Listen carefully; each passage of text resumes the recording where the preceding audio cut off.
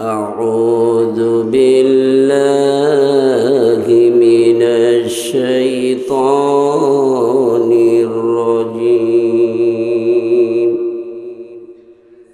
بسم الله الرحمن الرحيم.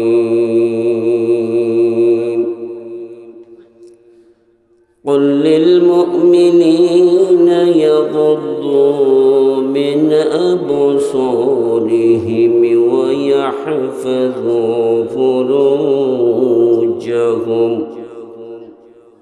ذلك أزكى لهم إن الله خبير بما يصنعون. وقل للمؤمنات يغضضن من أبصارهن ويحفظن فروجهن ولا يبدين زينتهن إلا ما ظهر منها وليضربن بخمرهن على جيوبهن. وقال رسول الله صلى الله عليه وسلم: الدنيا كلها متاع، الخير المتاع الدنيا امرأة صالحة. وقال تعالى مخبرا وآمرا: إن الله وملائكته يصلون على النبي يا أيها الذين آمنوا صلوا عليه وسلموا تسليما. اللهم صل على জোরে সুরে এবং মহব্বতে। বাইরে যারা দাঁড়িয়ে আছেন ভিতরে চলে আসুন। মাওলানা মুহাম্মদ ওয়া আলা আলিহি।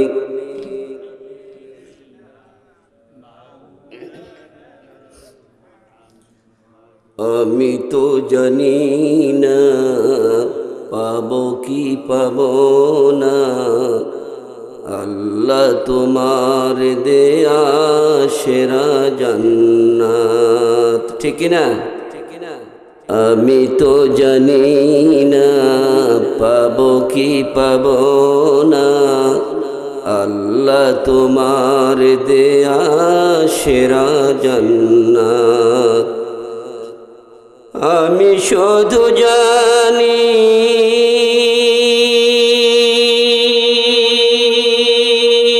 নরকের অগ্নি সহিতে পারিব না কোনো দিন ওরা।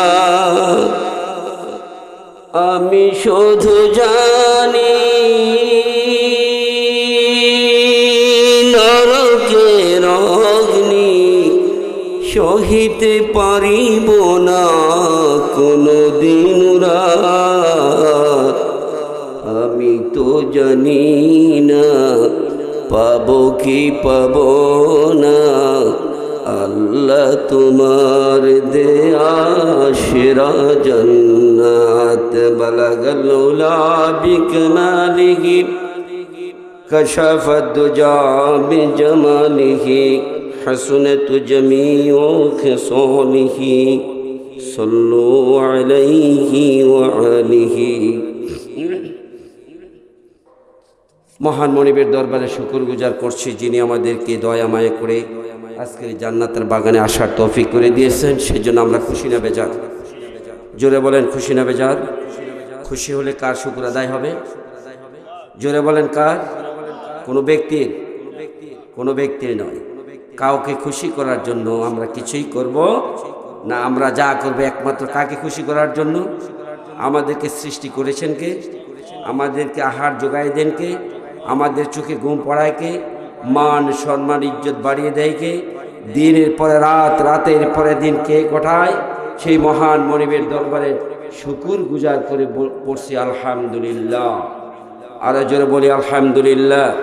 দরুদ ও সালাম আকাই নামদার দো জাহানের বাদশাহ রহমাতুল লিল আলামিন খাতামান নবীন, নবীদের নবী, আমাদের শিক্ষক, মানবতার মুক্তির দূত জনাবে মুহাম্মদ রাসূলুল্লাহ সাল্লাল্লাহু আলাইহি সাল্লাম।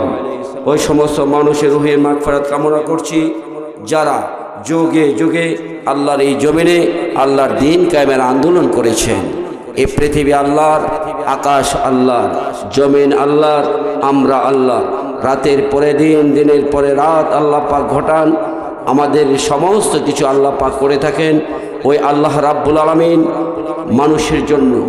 মানুষের জন্য কোরআনুল কারীম দিয়েছেন। এই কোরআন অনুযায়ী যে চলবে সেই আল্লাহ পাকের নিয়ামত প্রাপ্ত হবে এবং সেই আল্লাহ পাকের জান্নাতের মেহমান হয়ে যাবে। সেই কোরআন এই পৃথিবীর জমিনে যুগে যুগে যারা আন্দোলন করেছেন কায়েম করার জন্য, যারা পৃথিবী ছেড়ে চলে গেছেন, আল্লাহ পাক যেন তাদেরকে জান্নাতের উচ্চ মাকাম দান করে। জোরে বলে আমিন। যারা জীবিত আছে নেক হায়াত কামনা করছি। আমরাও চাই আল্লাহর এই জমিনে আল্লাহর দ্বীন কায়েম হোক, ঠিক কিনা বলেন শুনি? আল্লাহর এই জমিনে আল্লাহর দ্বীন কায়েম যে হয় তাহলে স্বৈর শাসকরা আর কোনোদিন মাথা চারা দিয়ে উঠতে পারবে না। আমার আলোচ্য বিষয় ইসলামে নারীর পর্দার গুরুত্ব। এটা অত্যন্ত প্রয়োজনীয় সমাজে, ঠিক কিনা? হিজাব বা পর্দা, দেখেন এই পর্দা শুধু মহিলার জন্য না, পুরুষের জন্য আছে না? যারা আল্লাহর আইন মানবে তারাই কিন্তু কামিয়াব। আল্লাহ পাক বললেন ফারিকুন ফিল জান্নাতি ও ফারিকুন ফিস সাঈর। এক দল যাবে জান্নাতে, আরেক দল যাবে জাহান্নামে। এটা হলো প্রত্যেকের হাতের কামাই। মা বোনদেরকে আমি লক্ষ্য করে বলছি, মায়েরা বোনেরা কথাগুলো অত্যন্ত মনোযোগ দিয়ে শ্রবণ করবেন। এই পৃথিবীর জমিনে থাকার জায়গা না, সকলকে ছাড়তে হবে। তিলকা হুদুদুল্লাহ, আল্লাহ পাক বলল আমার একটা সীমা রেখা আছে, ফালা তা'দাদু, যারা এটা মানবে তারাই কামিয়াব। প্রত্যেকটা জিনিসে একটা সীমা রেখা আছে না নাই? যারা ক্রিকেট খেলে তাদের সীমা রেখা আছে না? ফুটবল খেলে সীমা রেখা আছে না? দাঁড়িয়ে বাঁধার সীমা রেখা আছে না? আপনার জমিনের আইলে সীমা রেখা আছে না? যদি আল কেটে অন্য জমিনে প্রবেশ করতে চান তাহলে কেটে কি গন্ডগোল হওয়ার সম্ভাবনা আছে না নাই? তাই পুরুষ এবং মহিলা আল্লাহ পাক দুটা জাতি সৃষ্টি করেছেন। প্রত্যেকে নিয়ম কানুন আল্লাহ পাক গেঁথে দিয়েছেন। কে কিভাবে চলবে, কে কোথায় থাকবে, সে কেমন কথা বলবে, তার পোশাক কেমন হবে, ঠিক না বলেন শুনি? কে কার সামনে যেতে পারবে, কার সামনে যেতে পারবে না, বাজার বন্দর হাটে ঘাটে যদি যায় কি অবস্থা সে যাবে, প্রত্যেকটা আল্লাহ পাক কোরআনুল কারীম কোট করে ছেড়ে দিয়েছে। কারণ পুরুষের চাইতে দামি হলো মহিলা।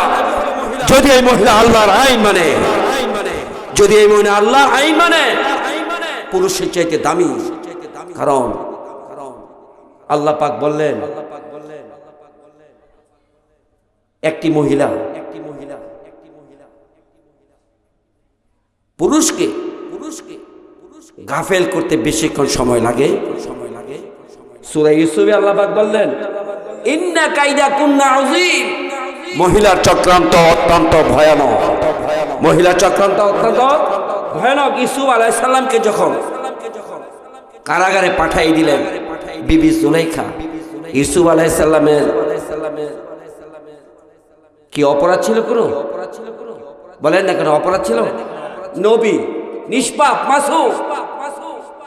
কেন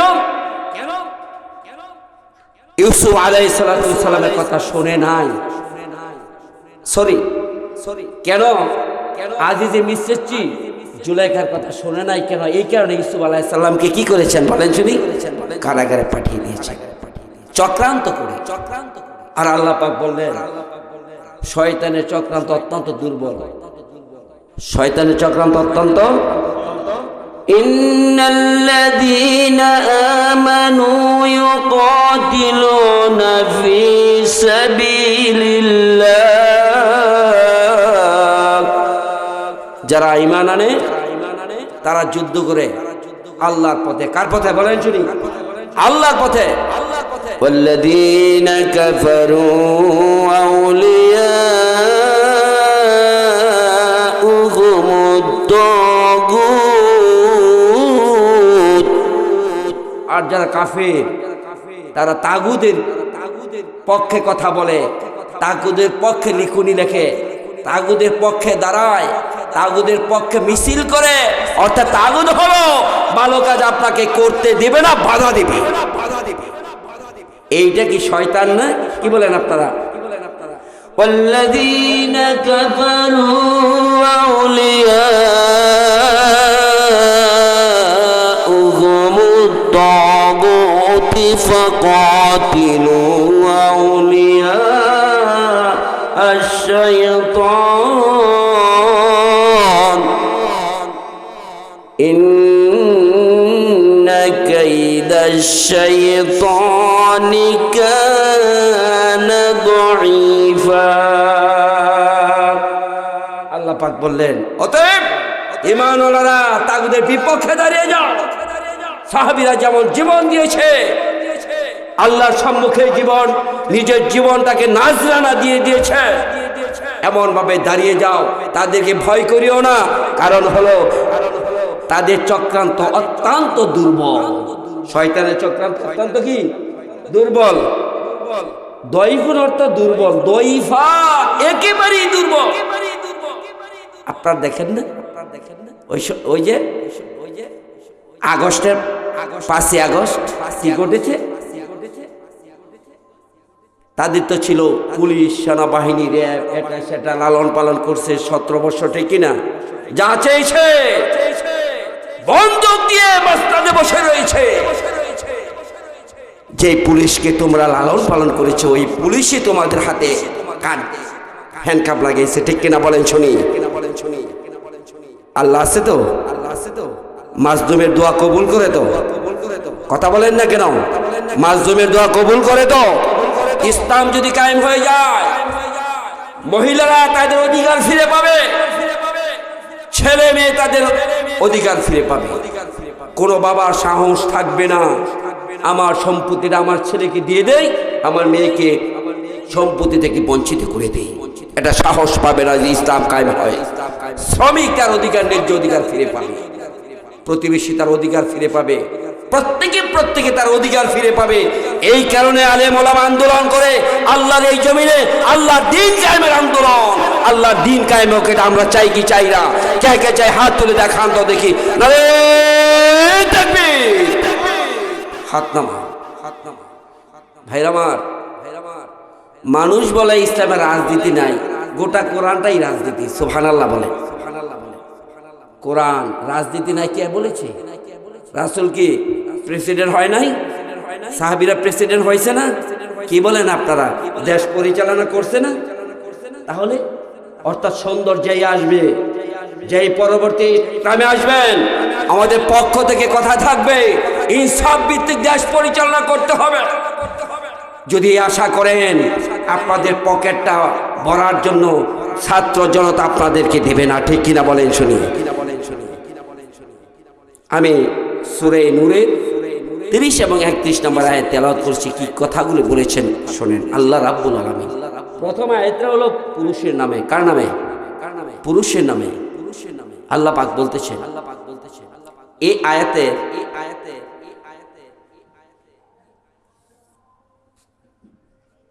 নাজিলের ঘটনা হলো হযরত আলী রাদিয়াল্লাহু তাআলা আনহু থেকে বরাত দিয়ে ইমাম জালালউদ্দিন সুয়ুতী বর্ণনা করেছেন, এক লোক মদিনার রাস্তা দিয়ে যাচ্ছে, এমন সময় আরেকটি মেয়ে, সুন্দরী যুবতী, সেও রাস্তা দিয়ে যাচ্ছে। এই ছেলেটা মেয়ের দিকে তাকালো, মেয়েও ছেলের দিকে তাকালো। শয়তান তাদের মনে অসওয়াসা দিল, অসওয়াসা। মেয়েটা চলে যাচ্ছে, ছেলেটা তাকিয়ে হাঁটতেছে, একটি ওয়ালের সাথে গিয়ে তার এই নাক মুখ লেগে গেল। লেগে যাওয়ার পরে নাক থেকে রক্ত ঝরতে শুরু করলো। ছেলেটি সিদ্ধান্ত নিল, যতক্ষণ না পর্যন্ত আমি জনাবে মুহাম্মদ রাসূলুল্লাহ সাল্লাল্লাহু আলাইহি সাল্লামের কাছে না যাব, ততক্ষণ পর্যন্ত আমি এই রক্ত ধৌত করব না। ছেলেটি গিয়ে বলল রাসূলের কাছে, ইয়া রাসূলুল্লাহ, এই ঘটনা ঘটেছে। রাসূল বললেন, এটা তোমার পাপের শাস্তি। তারপরেই আয়াত নাযিল হয় আমাদের উদ্দেশ্যে। বিসমিল্লাহির রহমানির রহিম। কুল লিল মুমিনিনা ইয়াগুদ্দু মিন আবসারিহিম ওয়া ইয়াহফাযু ফুরুজাহুম যালিকা আযকা লাহুম ইন্নাল্লাহা খাবীরুম বিমা ইয়াসনাউন।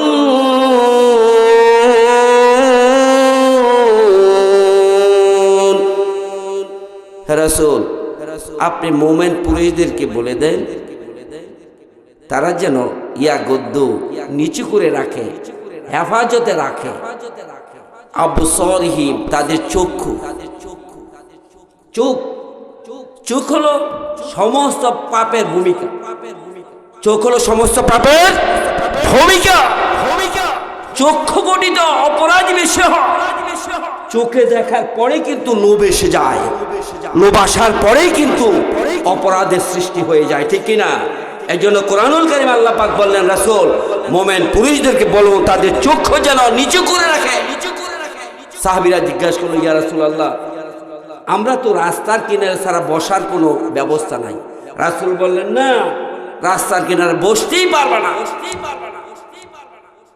রাসূল, আমরা তো বসার আর কোনো জায়গা নাই, আমাদের বসতে হবে। রাসূল বললেন, তাহলে কয়টা কাজ করতে হবে। কি কাজ?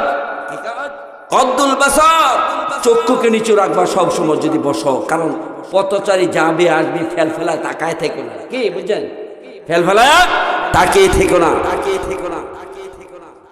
অকাফুল আযা, এবং রাস্তা থেকে কষ্টদায়ক বস্তু দূরে ফেলে দিবা। রাস্তায় যদি কষ্টদায়ক বস্তু থাকে দূরে ফেলে দিবা।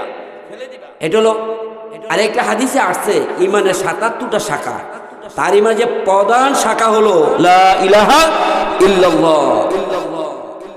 তারপর হলো ওয়া আদনাহা ইমাতাতু আযানি তরিক, ইমানের সর্বনিম্ন শাখা হলো রাস্তা থেকে কষ্টদায়ক বস্তু ফেলে দেওয়া, দূর করে দেওয়া। মানুষ আসবে, সুন্দর গতি দিয়ে আসতে পারে, তার জন্য কোনো ক্ষতি না হয়। বুঝাইতে পারছি? আল হায়াউ শুবাতুম মিনাল ঈমান, আর লজ্জা হলো ঈমানের একটা বিশেষ শাখা। সুবহানাল্লাহ বলেন। ইজা ফাতাল হায়া, যে ব্যক্তি লজ্জাকে নষ্ট করে দিবে, পুরুষ হোক কিংবা মহিলা হোক, ফাফাল মা শিতা, সে যা খুশি তা বলতেও পারবে, করতেও পারবে। প্রিয় ভাই আমার, আল্লাহ পাক বললেন তারা যেন তাদের চক্ষুটাকে নিচু করে রাখে এবং লজ্জাস্থানের জন্য হেফাজত করবে। যালিকা আযকা লাকুম, এটা তাদের জন্য খুব পবিত্র, এটা ভালো। আল্লাহু খাবীরুম বিমা ইয়াসনাউন, আল্লাহ তোমরা যা করো আল্লাহ সব খবরই কি রাখেন। পরবর্তী আয়াতে আল্লাহ পাক মেয়েদের ব্যাপারে বলতেছেন, وَقُلْ لِلْمُؤْمِنَاتِ يَغْضُضْنَ مِنْ أَبْصَارِهِنَّ وَيَحْفَظْنَ فُرُوجَهُنَّ وَلَا يُبْدِينَ زِينَتَهُنَّ إِلَّا مَا ظَهَرَ مِنْهَا وَلْيَضْرِبْنَ بِخُمُرِهِنَّ عَلَى جُيُوبِهِنَّ। আল্লাহ পাক বলতেছেন, মুমিনাত মহিলাদেরকে বলে দেন তারাও যেন তাদের চক্ষুকে কি করে নিচু করে রাখে, হেফাজত করে। আরো জোরে হেফাজত করে লজ্জাস্থানে। এবং আল্লাহ পাক বলতেছেন ওয়াল ইয়াদরিবনা বিখুমুরিহিন্না আলা জুয়ুবিহিন্না, তারা যেন একটি চাদর ব্যবহার করে মাথায় দেবে, চাদরটা যেন একেবারে বক্ষদেশ হয়ে নিচে ঝুলে থাকে। শরীরে কোথায় কি আছে বাইরে থেকে যেন অনুধাবন করা না যায়। শরীরে কোথায় কি আছে বাইরে থেকে কি না করে, অনুমান না করতে পারে, অনুধাবন না করতে পারে। মাথায় এমন একটি মোটা চাদর দিতে হবে। আল্লাহ পাকের কথা, ওয়ালিয়াদরিবনা বিখুমুরিহিন্না আলা জুয়ুবিহিন্না, এমন একটি মোটা চাদর দাও মাথায়। মাথা দিলে এটা ঝুলে যেন বক্ষদেশের নিচে ঝুলে থাকে। তোমার শরীরে কোথায় কি আছে, শরীরের বাস, সেটা যেন কেউ অনুধাবন না করতে পারে। কাপড় হবে মোটা, কাপড় হবে কি মোটা। এখন কি মোটা দেয় না পাতলা দেয় বলেন তো শুনি? মোটা দেয় না পাতলা? পাতলা তো এমন পাতলা না, মশারি চাইতেও পাতলা। তাহলে আল্লাহর কথা মানলো না, ভেঙে দিল, বলেন তো শুনি? আল্লাহর কথা মেনেছে, এই কারণে তো অসুবিধা।